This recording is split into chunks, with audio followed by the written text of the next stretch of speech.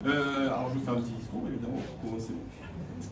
Marianne, Paul, moi je suis très heureux de vous recevoir ici et très honoré pour cet acte solennel et puis ce moment de bonheur partagé. Hier soir on a passé une soirée délicieuse avec tous vos convives, vos invités, vos amis, votre famille, tous venus de très loin parfois. Et je sais maintenant que non seulement ça sera un bonheur partagé, mais ça va surtout être un bonheur contagieux pour une grande et belle fête, très gaie et très enlevée. Alors, c'est toujours émouvant de voir un jeune cargésien et sa compagne venir choisir de se marier ici, dans notre petite mairie de Cargèse, notre beau village, coin de Méditerranée, à la vie si douce, et parfois un peu âpre et rugueuse, et le berceau de nos familles, auxquels nous sommes tous cargésiens d'adoption ou cargésiens d'origine, viscéralement attachés, je dirais presque ataviquement et irrémédiablement liés. Alors, il y a quelques années, Emmanuel et moi-même, nous étions à cette place, comme vous. Pardon, je reprends. Il y a quelques dizaines d'années, Emmanuel et moi, nous étions comme vous à cette même place, et nous en avons toujours gardé un souvenir très précieux. Et un souvenir parfois amusé, parce qu'on a quand même accumulé les anecdotes cocasses ce jour-là. Voilà. Alors, nous avons toujours été proches de la famille Versigne.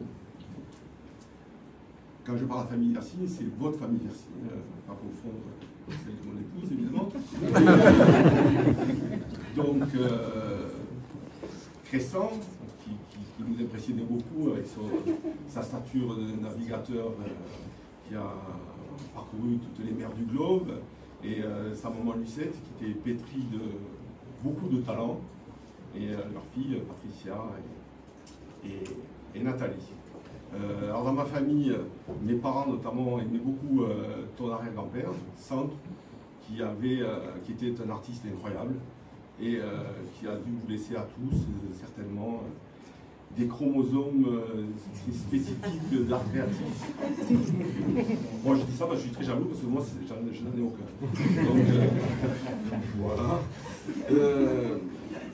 Alors, je peux vous rappeler aussi que nous sommes cousins, pour certains qui ne savent pas, parce que nous sommes issus d'un ancêtre commun qui s'appelle Tommaso Rocchiccioli, qui était architecte toscan, arrivé en Corse au XVIIe siècle. Alors, ce Tommaso Rocchiccioli a épousé une Française qui s'appelait Jeanne Catillon. Ils ont eu 8 enfants, dont un garçon qu'ils ont prénommé tout à fait modestement Jules César. Et donc, nous sommes tous issus de la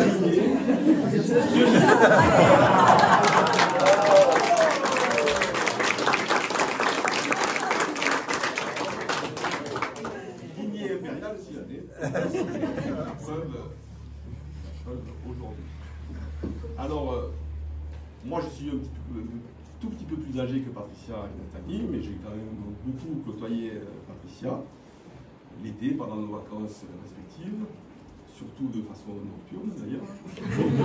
Donc on a à peu près fréquenté les mêmes lieux de perdition de la nuit cargésienne. Alors on commençait souvent par le mardi d'amis ou le chantilly pour débuter les soirées. Alors pour Patricia c'est plutôt le chantilly. Moi j'étais plutôt en bas. Et après, à cette époque-là, il y avait des boîtes de nuit, donc le Méditerranée, la Sagone, la Cargèse, et on finissait souvent le matin au four, à la boulangerie, à manger des croissants chauds, si notre état nous le permettait, c'était la joie pour moi.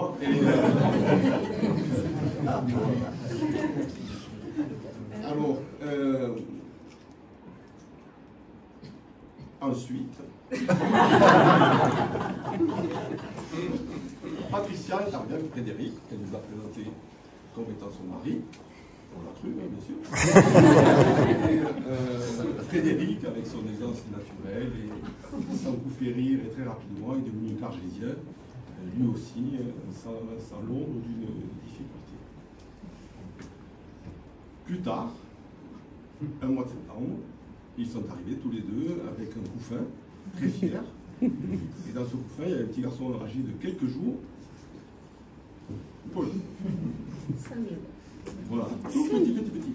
Et donc, ensuite, dans les années suivantes, on a le souvenir de toi qui volait dans l'eau au père, dans des trous d'eau ou dans des petits ballons gonflables, des petits trucs gonflables, là, des petits bateaux gonflables, notamment avec ma fille Camille, ma fille aînée.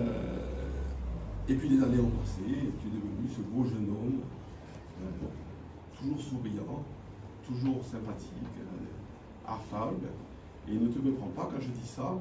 Dans ma bouche, en tout cas, c'est un vrai compliment. Alors surtout, je ne change rien. Marianne, Marianne est devenue amoureuse de Paul, et puis, comme bien d'autres avant toi, tu as succombé au charme.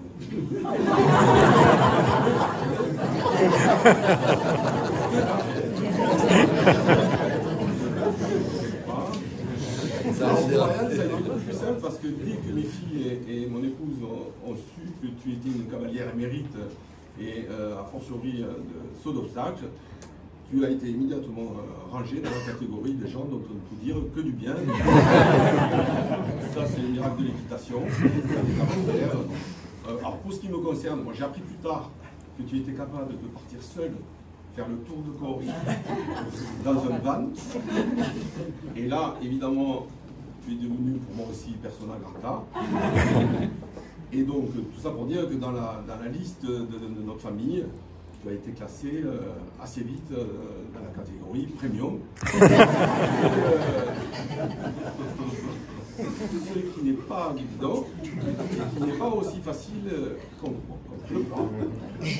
Voilà, donc maintenant, avec l'aide de Marie-Antoinette, on va procéder au recueil de vos consentements respectifs.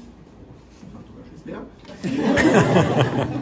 Et moi, qui est votre officier d'état civil, je me sens un peu garant, un peu responsable de votre avenir. Donc, je vous souhaite beaucoup de bonheur et surtout une vie pleine de surprises et de félicité. Merci. Voilà.